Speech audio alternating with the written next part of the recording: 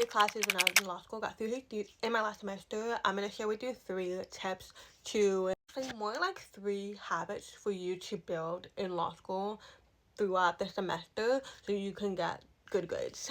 You have a blog. You write blog posts on topics for law students.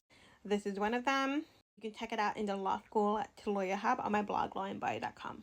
Okay, first thing, has everything to do with your readings. We know that there is a lot of it.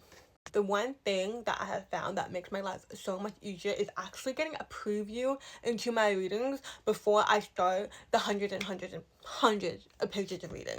My preferred option is to actually, if the lecture slides are available, and I always hope that they do because this is my 100%, my number one most preferred option, is to review the lecture slides first. By the time I do review the lecture slides, that's when I start with the readings, and it actually makes it so much easier for me to stay focused on the readings because I know what to look for.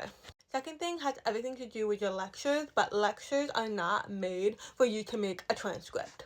I don't think this is just a mistake for law students. I feel like this is a university mistake in general, like especially in your first year, your first semester. We have a tendency to write a transcript, try to follow everything that the person is saying. But I've learned that lectures, in terms for, at least for law school, is a way to pick up the repeated concepts. So that's why, you're encouraged to do the reading before you watch the lectures so you can kind of pick up on what's repeated, because the things that are repeated, most of the time, they tend to be in the exam or the final assessments. Second thing is that the lectures can also provide more context and more examples to the things that you're already reading.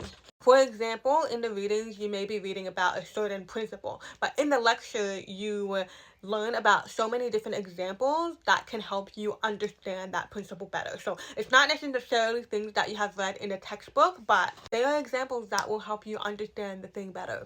The third thing, it doesn't matter if it's an assessment or an exam question, most of the time IRAC is your fallback.